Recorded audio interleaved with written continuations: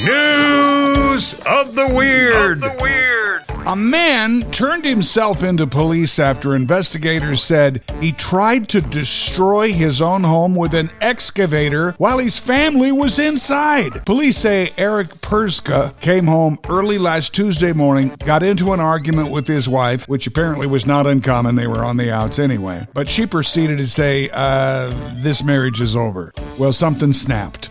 And that's when all hell broke loose, according to Buffalo Township Police Chief Timothy Derringer. His wife and 2 children were in the home when he started to demolish the home. And later in the day, around 1 o'clock, he did turn himself into our department. So there is that. Dude is now charged with damaging the home and endangering his family. Provo, Utah. A Provo teenager suffered life-threatening injuries, sadly, while attempting to film a stupid social media video involving a dangerous activity known as couch surfing. You heard of that, Mom, Dad, Grandma, Grandpa? If you do, for gosh sakes, don't let him do it. Levi T-Man, a student at Timpview High School, spent his 16th birthday in a medically induced coma at Primary Children's Hospital in Salt Lake City, according to his mom. Apparently there's a TikTok trend going around that's popular in Utah. First time he makes that choice, he sits on the couch leg breaks, and he goes flying, and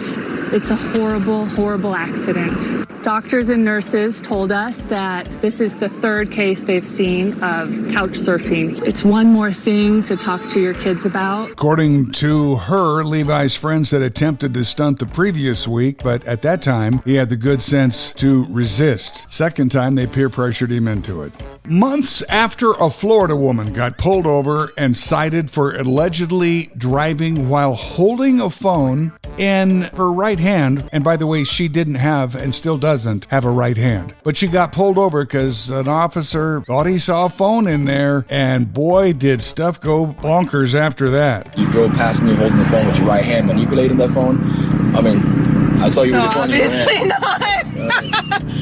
So you want to just call this a day? Or? I don't want to call it a day. You had a hand up manipulating the phone. You just said my right hand. Well, I thought I saw you with your right hand. You had a hand didn't. up. The right hand. I saw you manipulate. So you didn't.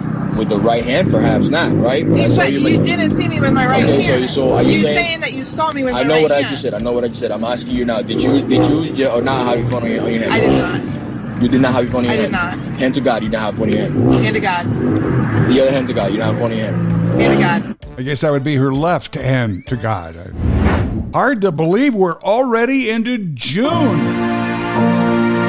And with it, the onset, the peak of wedding season. Maybe you've already been to one. Maybe you've been invited to one. I've already been to one. The saying of vows from my youngest son, Zach, and his beautiful wife, Alexandra. But if you haven't yet been to one, the odds are pretty good that somebody in your family is going to be invited. And what I want to get into this week, because sometimes weddings, they kind of go off the chain, you know what I mean?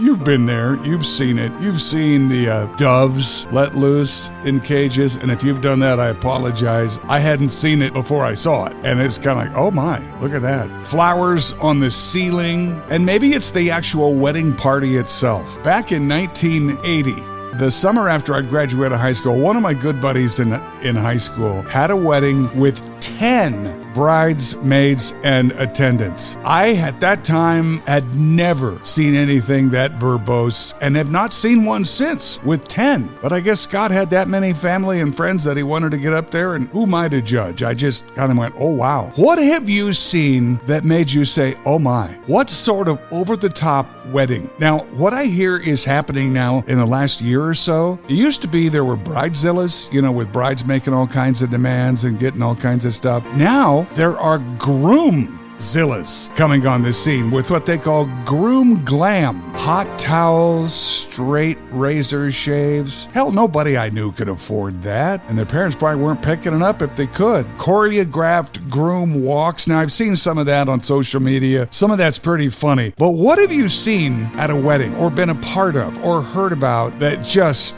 went too far? Groom mood boards. They have those. Groom cakes. Now, groom concierges. And get a load of this. According to what I read online this weekend, one groomsman in New York, of course, was being carried around like Cleopatra. You can call me or you can text me if you'd rather, 877-937-1039, or you can just email me, woody@1039themaverick.com. We might continue this most of the month. Weddings that made you step back and say, good Lord.